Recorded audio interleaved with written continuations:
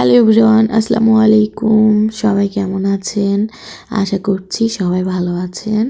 আবারও চলে আসলাম আপনাদের সাথে আরও একটি নতুন ভ্লগ নিয়ে।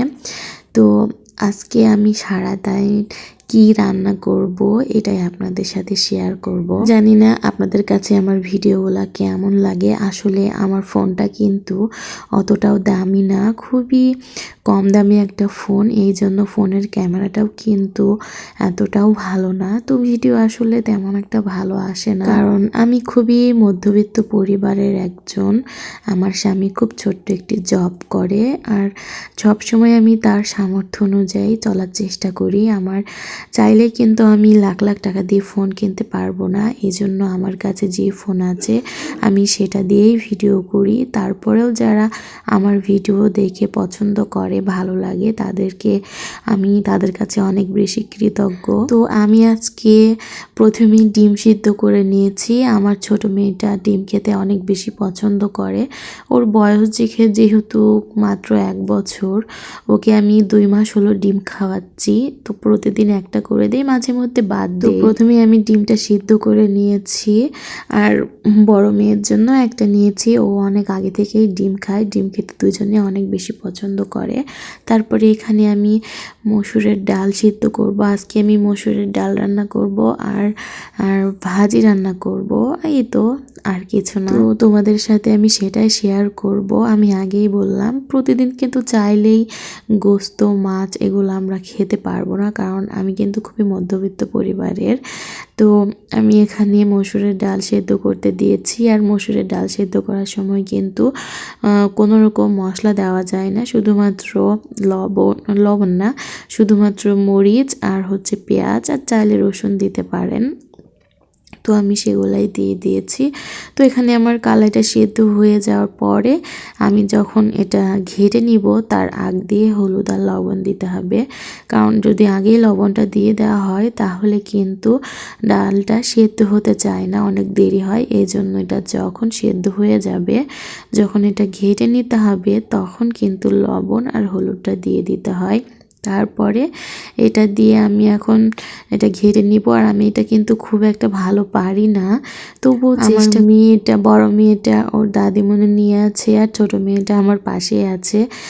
আমি যতক্ষণ রান্না করি ও আসলে আমার কাছেই থাকে, কোথাও যায় না। তো এখানে আমি ডালটা ঘেটে নিচ্ছি। এটা প্রায় 20 মিনিট ধরে আমি ঘেটেছি, তারপরেও কিন্তু খুব একটা ভালো হয় না। ওইদিকে যখন আমার শাশুড়ি রান্না বান্না করতো, তখন কিন্তু আম্মা এটা অনেক মিহি করে ঘেটে নিত, কিন্তু আমি ওটা আসলে এখনও শিখে উঠতে পারিনি, কারণ আমি খুব বেশি দিন হলো রান্নাবান্না করছি না। এই 15-20 দিন হলো আমি রান্নাবান্না করছি। তো তারপরেও আমার শ্বশুর শাশুড়ি আমাকে কিছু বলে না, আমি যেভাবে করি, যেভাবে রান্না করি, তারা সেভাবেই সেটা মেনে নেয়, কারণ তারা কিন্তু আমাকে অনেক বেশি ভালোবাসে। আমার কোনো কাজে তারা কখনো খুঁত ধরে না। তো ইনশাল্লাহ আমিও একদিন আমার শাশুড়ি আম্মুর মতো অনেক ভালোভাবে রান্না করতে শিখে যাব, কারণ সবাই তো আর মুহূর্তের মধ্যে সব কিছু শিখে যায় না, বলো। সবাই তো আসলে মানুষের জন্ম থেকে কিছু শিখে না, আর আমি কিন্তু বিয়ের আগে এভাবে রান্নাবান্না কখনোই করিনি। তো দেখো, যতটুকু পেরেছি আমি ততটুকু করেছি। এখন আমি ডালটাতে পানি অ্যাড করে দিব। তো আমরা মানুষ মাত্র কিন্তু বাসায় 3 জন, আর আমার মেয়েগুলো তো ছোট ছোট, ওদের ধরলেও হয়, না ধরলেও হয়। ওরা বড় মেয়েটা তো ডাল দিয়ে ভাত খায়, কিন্তু ছোট মেয়েটা এখনও খুব একটা সেভাবে ভাত খায় না।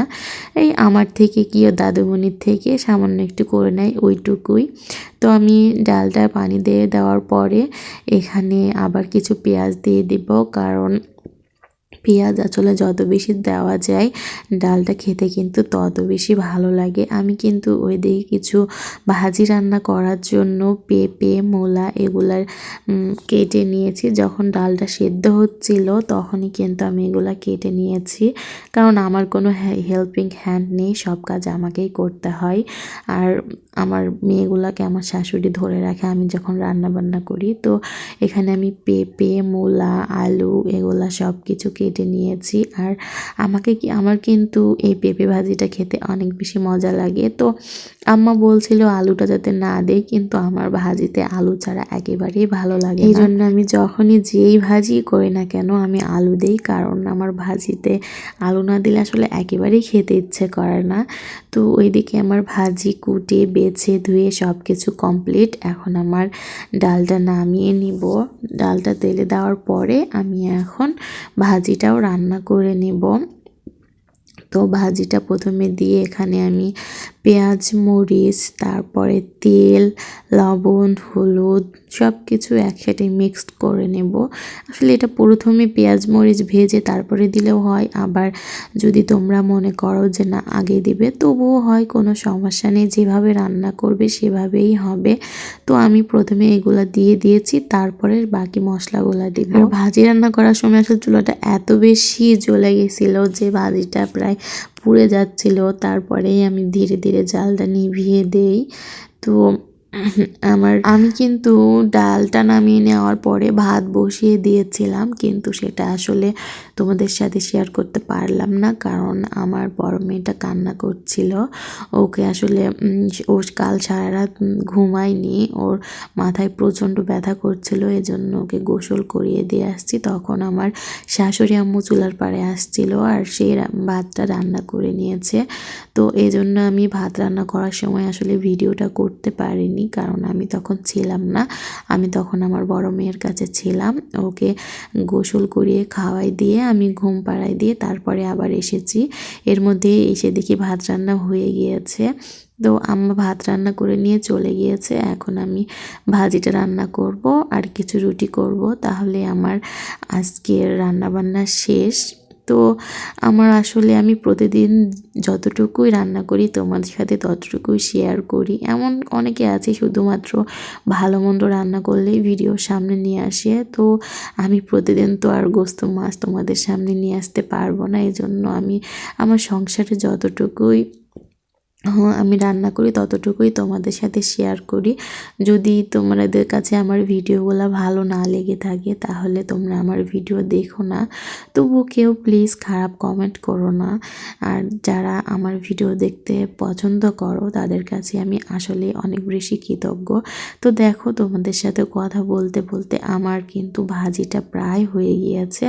আর ভাজিটা যখন একেবারেই হয়ে যাবে তখন কিন্তু এটার চুলার আঁচ একেবারেই কমিয়ে দিয়েছিলাম আমি, কারণ না হলে ভাজিটা নিচে পুড়ে যাচ্ছিল। তো ভাজিটার যখন দেখো কি সুন্দর হয়েছে, এটার কারণ আমি চুলার আঁচটা একেবারেই কমিয়ে দিয়েছিলাম যাতে ভাজিটা পুড়ে না গিয়ে খুব সুন্দরভাবে হয়ে যায়। তো ঠিক আছে, আমার আজকের ভিডিও আমি এখানেই শেষ করছি। সবাই ভালো থেকো, আল্লাহ হাফেজ।